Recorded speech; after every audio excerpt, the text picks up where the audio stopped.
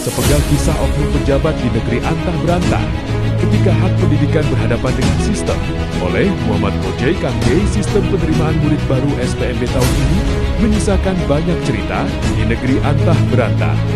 Sebuah negeri dalam kisah ini, proses penerimaan peserta didik justru menghadirkan berbagai pertanyaan mengenai keadilan, keberpihakan, dan makna pelayanan publik. Ironisnya, sistem yang diciptakan manusia untuk mencerdaskan kehidupan bangsa justru dinilai oleh sebagian masyarakat sebagai sesuatu yang membingungkan.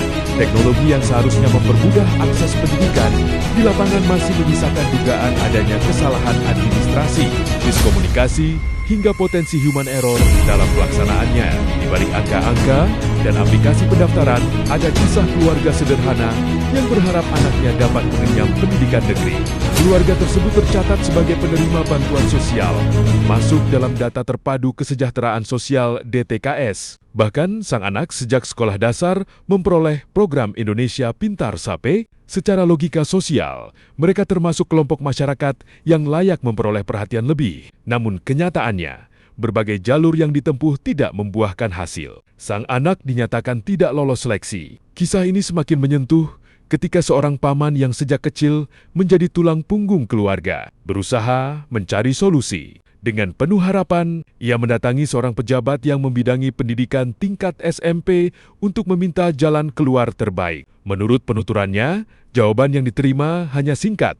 Kalau begitu, ke PKBM saja, gratis. Namun yang menjadi pertanyaan adalah, apakah bagi keluarga yang benar-benar berada dalam kondisi ekonomi sulit, tidak ada lagi alternatif solusi lain yang dapat dijelaskan secara komprehensif? Misalnya mengenai peluang melalui program sekolah rakyat, redistribusi daya tampung, atau skema lain yang tersedia sesuai kebijakan pemerintah. Pelayanan publik sejatinya bukan hanya soal menjawab pertanyaan, tetapi juga menghadirkan empati. Terlebih ketika yang dihadapi adalah keluarga yang sedang memperjuangkan hak anak untuk memperoleh pendidikan, sebagaimana diamanatkan dalam konstitusi. Pendidikan merupakan hak setiap warga negara, karena itu, masyarakat berharap setiap pejabat publik mampu menghadirkan pelayanan yang tidak hanya berdasarkan prosedur administratif, tetapi juga mempertimbangkan nilai kemanusiaan dan rasa keadilan. SPMB semestinya menjadi momentum pemerataan akses pendidikan, bukan sekadar kompetisi